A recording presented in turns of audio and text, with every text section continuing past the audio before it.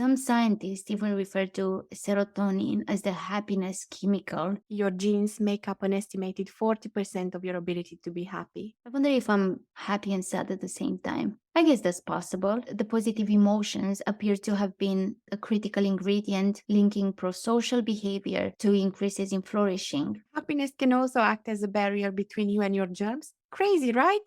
In all honesty, you're one of the most positive people I've met. Andrea, how many people do you know? I need data.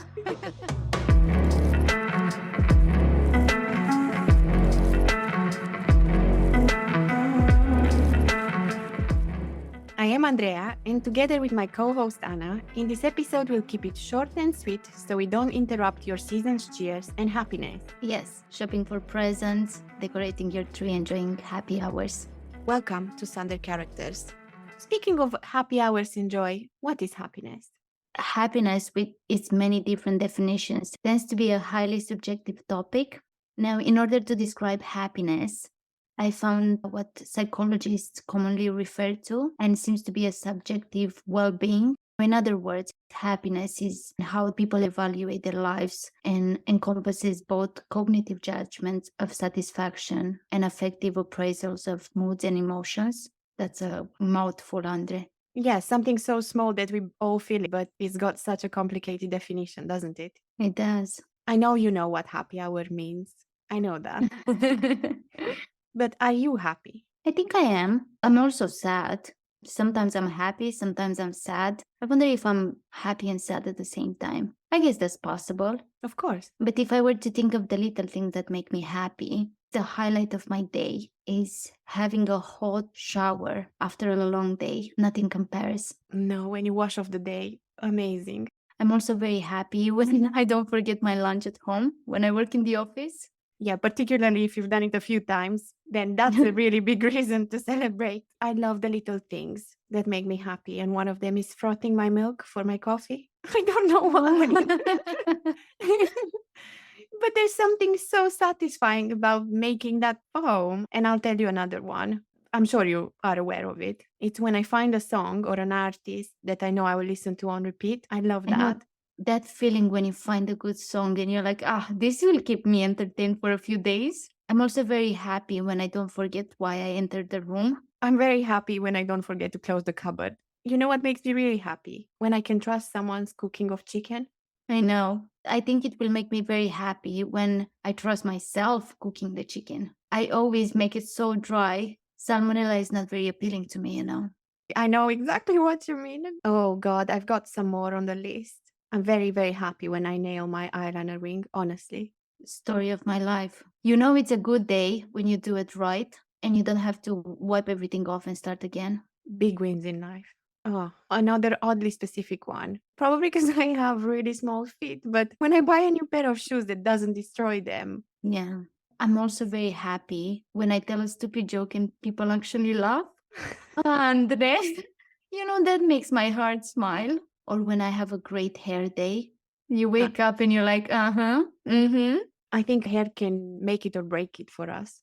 I looked at the science behind happiness, and while there isn't just a single answer to what chemical makes you happy or makes us happy as people, serotonin is an essential piece of the puzzle. Some scientists even refer to serotonin as the happiness chemical because high levels of it increase feelings of well-being, also confidence and belonging. I was intrigued by this question of how does happiness work in our brain? Because we feel joy in our bodies, and apparently it's because we release dopamine and serotonin, which are two types of neurotransmitters in the brain, and both of these chemicals are heavily associated with happiness. In fact, people with clinical depression often have lower levels of serotonin. I think we all know that some advice of self-care when we don't feel so happy, it's exactly to produce a bit more serotonin in our body, such as exercising, moving your body, eating dark chocolate, all these things that are proven to increase our levels when we can't because life gets in the way.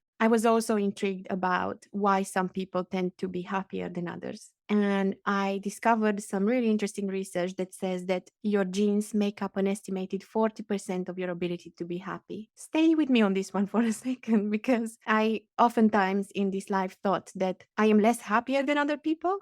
That's an interesting remark. Yeah, I just don't think it comes that easily to me. I have to really find it. But anyway, 60% of happiness comes down to lifestyle and other environmental factors. So it's not just your genes, but they do play quite a big part in it. So I was wondering if my base level feels a little bit lower than other people's. Can you go against your genes or your personality and learn how to be happy? And the answer is yes, you can. For example, in this research, they were explaining that if you were to rate your life on a scale from 0 to 10, and based on your family background and genes, consider your life to be a 4, you could potentially do other things to rise it to a 5 or a 6 if you find the right intervention. But your score is unlikely to go to an 8 or above because it's not that easy to jump up the scales. It's interesting if you learn how to go to a sixth level, if you already know how to be there, I feel like you can still grow. I looked into it as well and I found an article on happiness from the positive psychology. And they said that most of our happiness is not actually determined by genes, but by our own experiences and our day to day lives. That was a research done in 2005. I think this research was quite controversial at the time it was published. So if you just take it on its face value, then yes, there is a predisposition to be happy or less happy. But actually, what we've learned now is that our environment can change our genes. So that's why we can change our happiness level by changing our environment a little bit. Yeah. So there's still plenty of room for attitude adjustments and happiness boosting exercises. Do you think is there something we can do to achieve or enhance our happiness besides the obvious? Yeah, positive psychology. They were looking at how showing acts of kindness makes us happier. And I found intriguing is a research done by Nelson in 2016, so relatively new. And they say that in today's society, we are supposed to make ourselves happy. And I fully agree with that because it's this popular culture that encourages a focus on oneself, Yeah. because we always hear to have that extra scoop of ice cream or eat dark chocolate, treat yourself with a bubble bath, yet this is not the advice that many people grow up with. And I've heard my grandparents, I've heard my parents, it's about giving, it's about focusing on the others first and themselves second. That's beautiful. Psychologists refer to such behavior as pro-social behavior, and many recent studies have shown that when people have a pro-social focus, like doing kind acts for others, their own happiness increases. But then they also looked into, okay, how is that translating if you do something for yourself compared to if you do something for others? Or they were wondering if treating yourself really makes you happy. And they presented the research answering these questions. So the study was done for a large group of participants. They divided them into 4 groups and they were given instructions each week for a total of 4 weeks. The first group was instructed to perform random acts of kindness for themselves when we go shopping for that dress or just enjoy our favorite hobby. The second group was instructed to perform acts of kindness for others. They were encouraged to visit an elderly relative or help someone carry the grocery, little things that were meant to help someone else. The third group was instructed to perform acts of kindness to improve the world, so recycling or donating to charity. And the fourth group was instructed to keep track of their daily activities. So each week, the participants reported their activity from the previous week, as well as their experience of positive and negative emotions. At the beginning, at the end, and again 2 weeks after the 4 week period, participants had to complete questionnaires to assess their psychological flourishing. So, as a measure of the overall happiness, they had questions on psychological, social, and emotional well being. The results were intriguing and they called them striking even. And they said that only the participants who engaged in a prosocial behavior actually demonstrated improvements in psychological flourishing.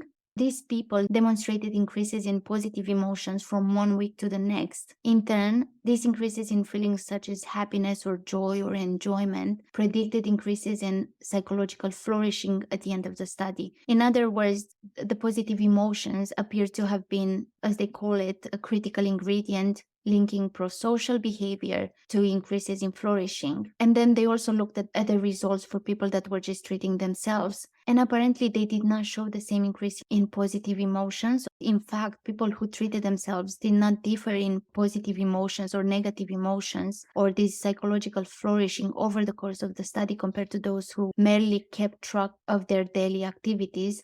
And this particular result made me think about the happiness I feel when I buy a new dress. It's very present focused. And then I get home, probably I try on the dress again. I feel happy. But once it goes on a hanger, I forget about it. Hmm.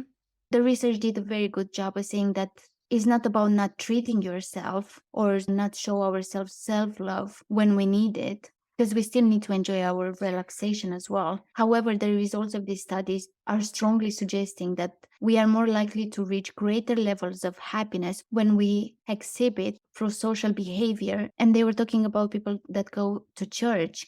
Their faith increases as they get involved into more charity work, or they do act of kindness for other people. I was thinking about how I actually feel about being happy, and I wondered if there's a bias to explain that. And there is. It's called the negativity bias. It's a cognitive bias that results in adverse events having a more significant impact on our psychological state than positive events. In other words, we tend to give more of an importance to negative things than to positive things, and they stay with us for longer. I think they were talking about it, especially for people like influencers or social media people. If they get 10 comments, 9 of them are very positive, very supportive, very loving, very encouraging. If one of them is negative, we're going to focus on the negative one. We learn more from negative outcomes and experiences, don't we? I certainly do. There's an explanation for it from an evolutionary perspective. So, our tendency to pay more attention to negative and bad things and overlook good things is likely a result of evolution, because a lot earlier in the human history, paying attention to bad, dangerous, and negative threats in the world was literally a matter of life and death. Like when we were living with animals, big scary animals. Those who were more attuned to paying attention to danger and bad things meant they also passed down the genes that made them more attentive to danger. So, this perspective suggests that the tendency to dwell on the negative more than the positives is just simply one way the brain tries to keep us safe.